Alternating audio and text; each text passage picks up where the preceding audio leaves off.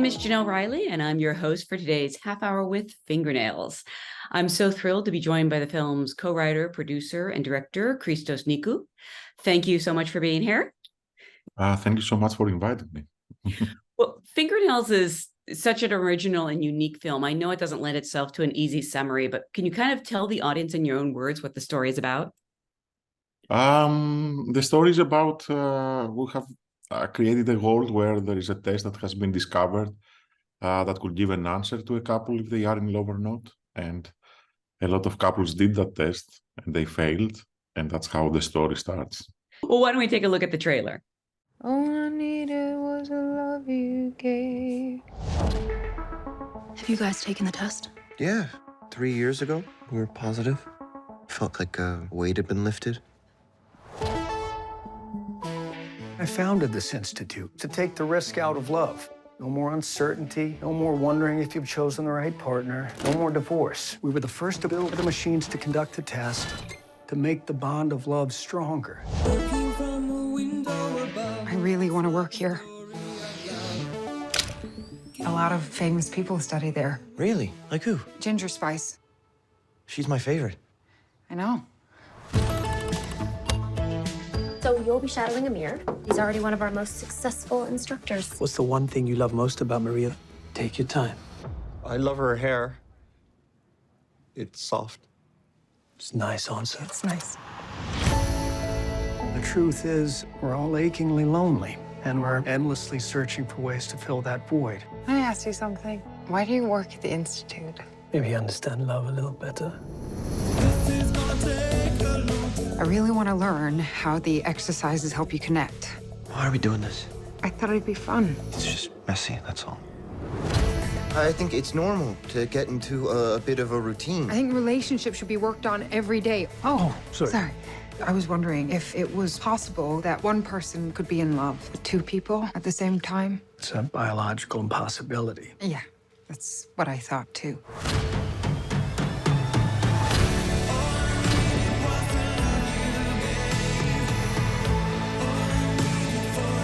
I need to tell you something.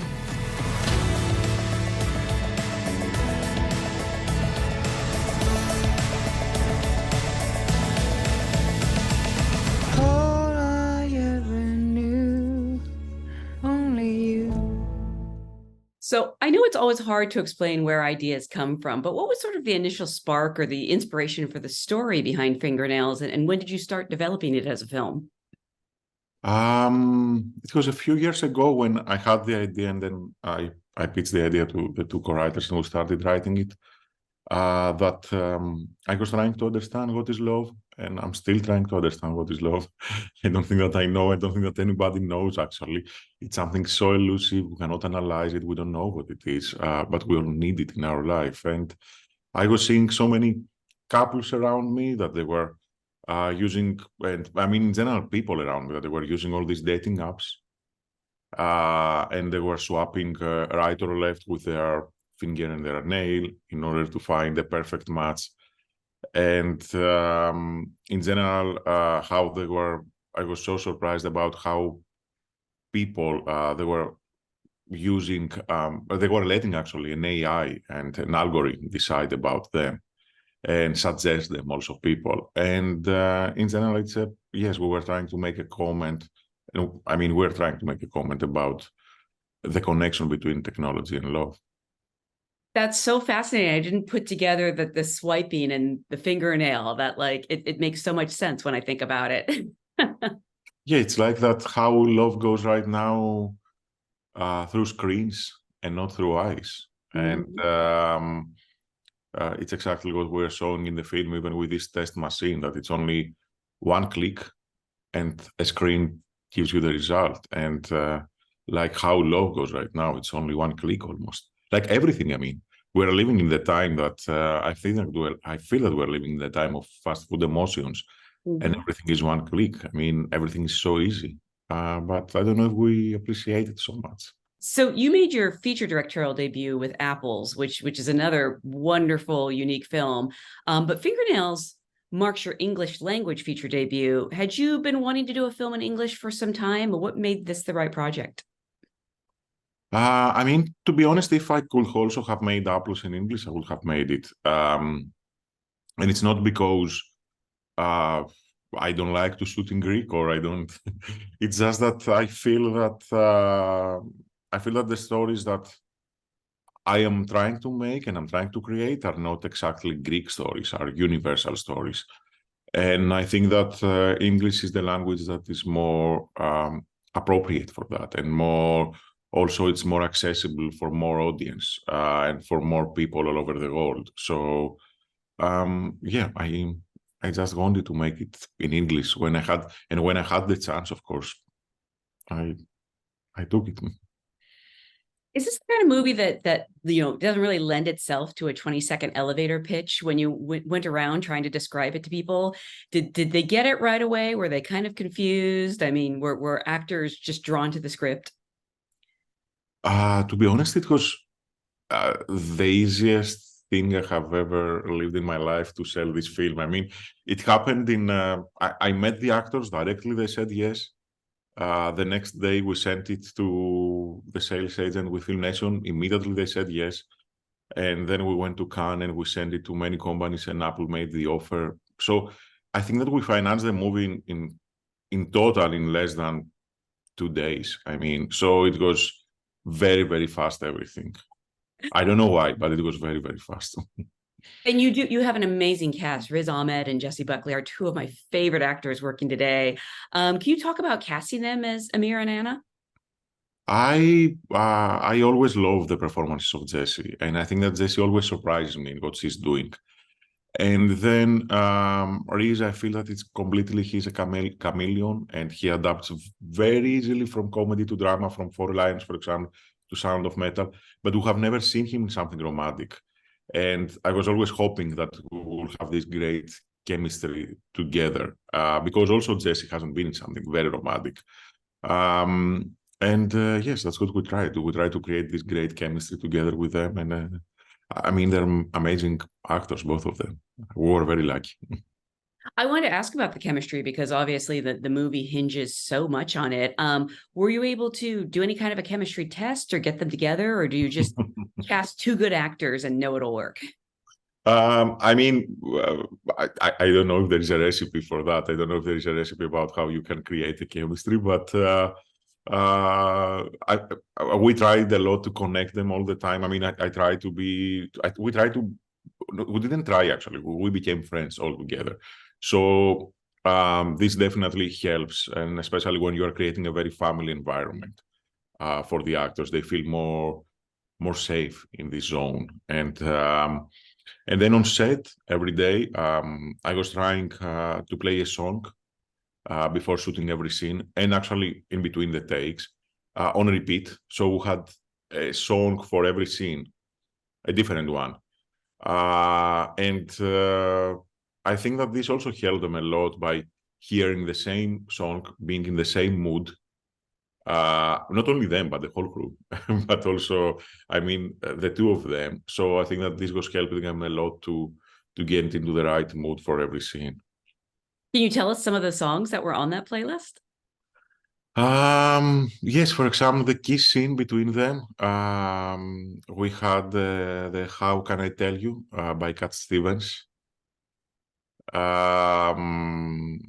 Also by Laura Marling, What He Wrote, that was in one scene. I mean, I don't know, there were so many songs, different songs. I mean, your whole ensemble is fantastic from top to bottom. You have the wonderful Jeremy Allen White as Anna's boyfriend and Luke Wilson as their boss. Can you sort of talk about what you're looking for when you're rounding out an ensemble like this, what you hope for from actors?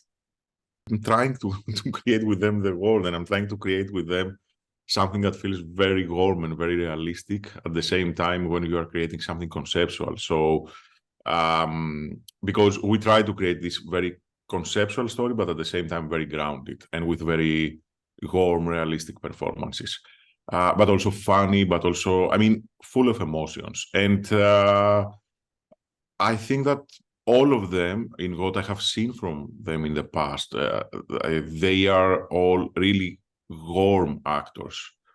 But yes, I mean, as I said earlier, we haven't never seen Jesse and Reese in something romantic. And for Jeremy, it was very important for us to find a person that will create this love triangle. If it was a typical American film, probably it would have been the bad guy and the good guy. I didn't want to create that. I wanted to create something a little bit more complex, and also that how love it is, and also that the audience will decide with who they will go. I mean, if it was a typical American film, I would say something stupid right now, but it would have been probably Danny Trejo versus Riz Ahmed.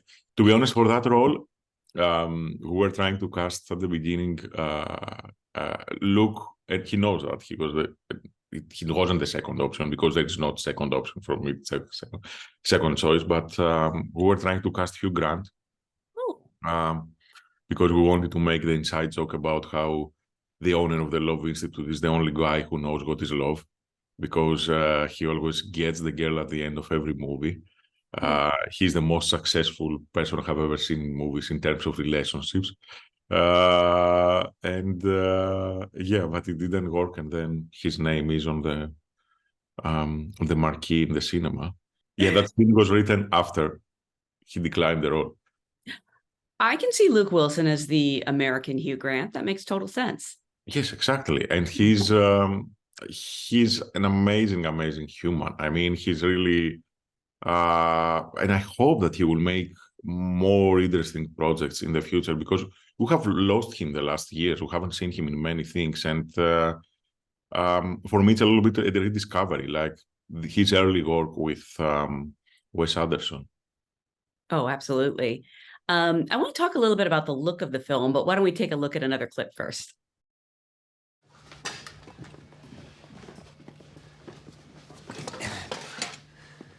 Okay, so you know how the test works? Yes. Yes. Is that how you're feeling?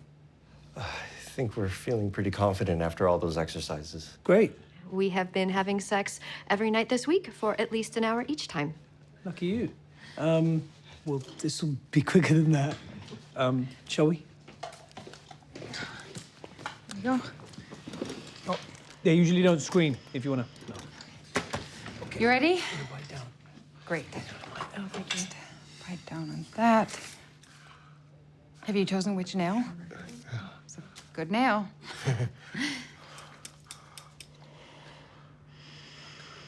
Ready? So this is a sci-fi movie to some extent, but I love how it's kind of analog in that we don't see cell phones. The technology actually seems very simple. The fingernail tester looks like a microwave. Can you talk about the choice to kind of design things and keep it sort of lo-fi? As we're trying to make a direct comment on technology and a direct comment about how technology has affected the way that we experience love right now. And so many things in our life. I mean, and I'm talking about the digital technology and internet and stuff like this, and all these apps right now that people are using. We felt that it will be much more powerful to show it with a complete absence of that, and to create something a little bit more timeless, because also love is timeless. And also to create something that probably takes place at the end of the previous century. I don't know exactly when, but it is timeless. And I mean, the last reference is Notting Hill in the film. We try to give that feeling that there's only one technological device in the film, which is the test machine. And everybody goes there in order to take some answers and to have some answers for their own emotions and for their own feelings. And this, of course, test machine looks a little bit like microwave, because sometimes you have to cook in order to find love. But also we wanted to create everything in a more analog way. I feel that it's like a movie that we shot, I don't know, at the end of the previous century, and somebody put it on a shoebox, and people are discovering it right now, and it's a prophecy about how our life will be right now. And also, I love playing with the what if, because everything is in our mind. It's not all these machines. I mean, it would have been very easily to have them all holding all day their cell phones and showing that in that way. But I believe that it's more powerful when you're playing with the mind of the people. For me, it's like a lovely fantasy to see a movie where there aren't cell phones. I mean, imagine how many. I don't know, because I don't think that cell phones also are cinematic. I mean, I don't like when I'm watching films and I'm seeing all these texts on screens and stuff like this. And also, I don't know. I was discussing earlier with somebody about how, for example, After Hours of will have been right now of Scorsese, if there were cell phones, or how easily would have been all these movies that we have seen and we loved. I mean, even Before Sunrise, which is a movie that I love so much. I mean, Ethan and Julie probably would have met. I mean, immediately the first thing that they would have said, "Oh, do you have Instagram?" Yes. Okay, I will follow you. So and it would have been like that, and then they wouldn't have tried to meet again after 9 years without knowing their names. So I don't know. I think that we are missing so much in cinema by using all these cell phones. I was just talking about After Hours this morning. That's why I kind of laughed. It's one of my all-time favorite movies. And yeah, it would have been a short film. Yeah, I mean, probably 2 minutes. I mean, not more. Can you talk about working with your production designer, and like if you had certain inspirations? Because the look is it's funny. I like it. I guess I kind of want to describe it like a little bit like an Apple store. It's very clean, and it has like a technological look, but also kind of simple. And I don't know if you had visual inspirations, or if it's something you sort of discussed with them. Of course, we discussed a lot of things, and in general, we discussed about how we can create something that it is warm in a way. That's why we used a lot of wooden panels, and in general, we used wood in the creation of the institute, and also how we can make something that looks really inviting for the people that are going there, and doesn't look very, very, very clinical. In general, we try to create something a little bit, yes, as we said, timeless and analog, also in the look of production design. You summed it up perfectly with clean but warm, because it could feel very antiseptic, but it doesn't. It's actually a very warm look, despite how clean it is. I think that that's what we're trying in general in the movie, to create something really warm. So even with the camera work, we try to create something warm. We didn't want. I mean, most of the times these conceptual stories are really futuristic and distant, and they are trying to create something that oh, the world is cold, or people are very cold, or they're having all these problems. And I don't believe, I love humans, and I believe in humans, and I believe in humanity. And I think that also the only way to create something humanistic is to also to go close to them and to feel them. Because for me, there is not a villain in the movie. There's no bad characters. The only bad character in the movie is probably the society sometimes that tells us what to do. But all of them, they're desperate to try to understand themselves in this crazy world. I mean, the tone of the film is it's such a delicate balance between it's dramatic but funny, it's unique, it's so wholly original. How did you know that you were hitting that tone correctly? I mean, I know a lot of it is in the script to begin with, but how much of the film did you actually find in editing? For me, the tone of the film, and it's the most important thing when I'm creating something. And I call this tone of this film, and also of the previous film, melancholic smile tone.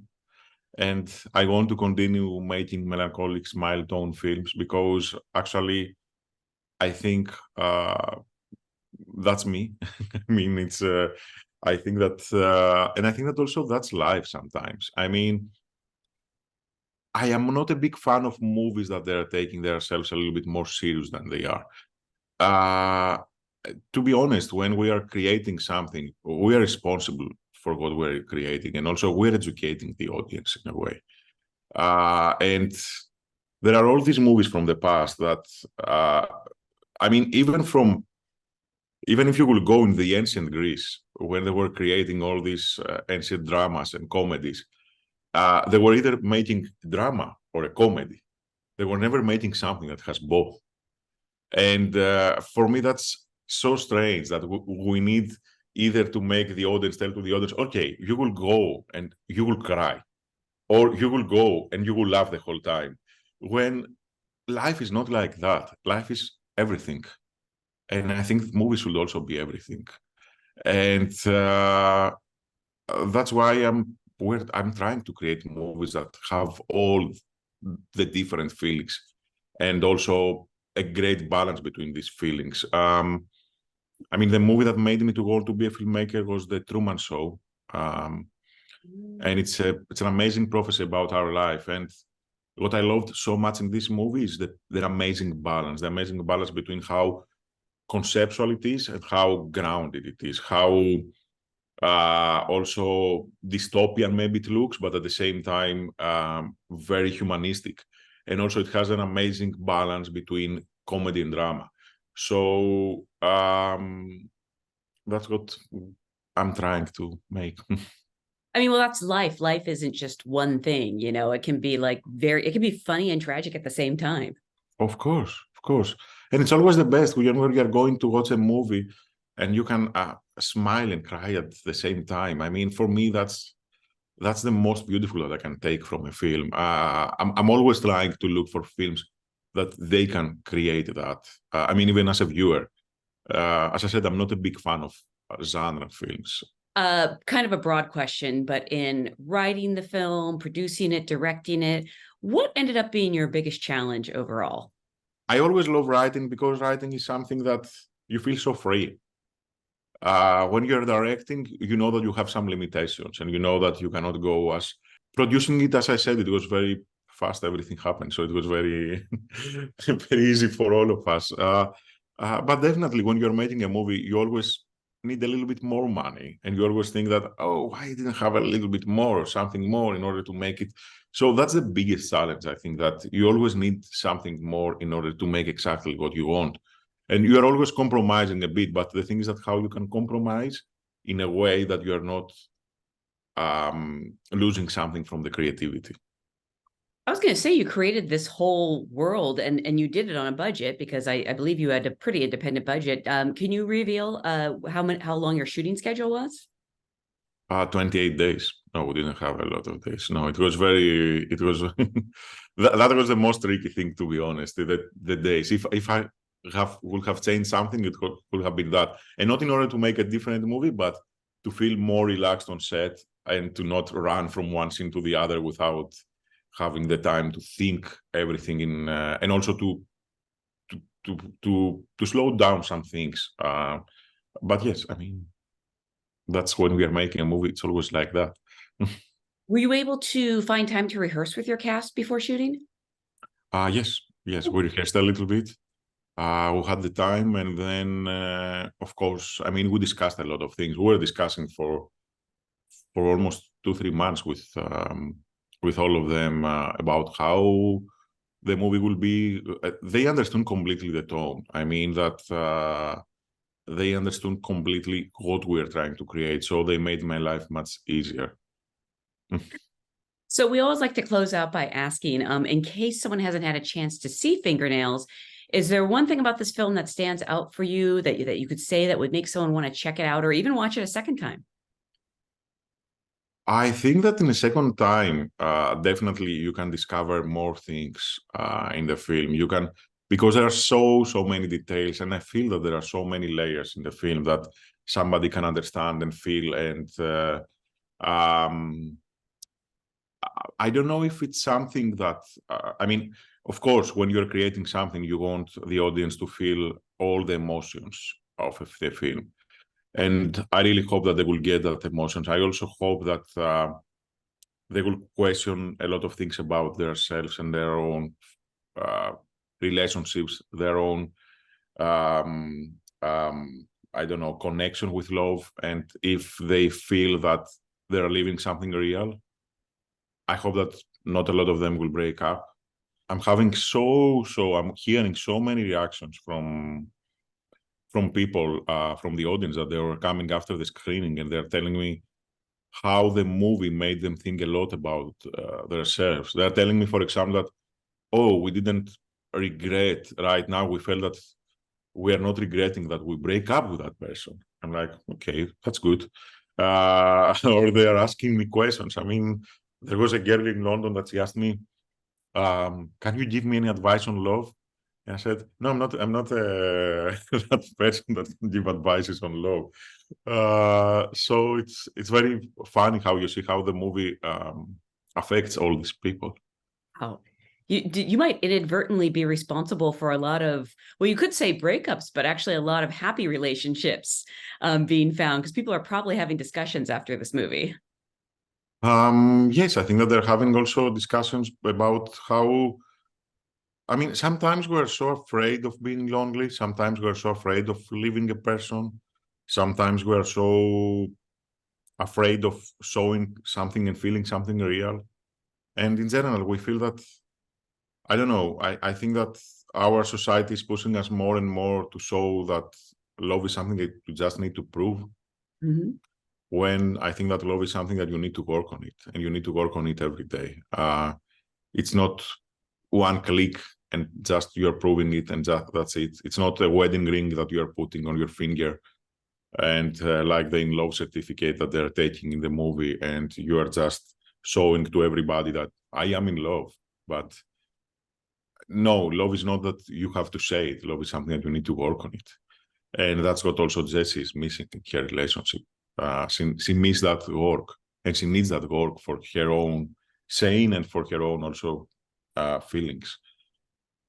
And I do recommend multiple viewings, because even in watching that clip again, I don't think I picked up the first time when they say that they've been having sex every night for an hour. I think I missed when Riz says, "Oh, lucky you," like little things like that make me laugh. It definitely lends itself to a repeat viewing or two. Yes, I hope. I mean, the movie will be out there, so people have to watch it if they want. Well, again, thank you so much. Thank you to our friends at Apple Original Films and to Christos for joining us today. And to everyone watching at home, thank you so much for joining us for today's Half Hour With.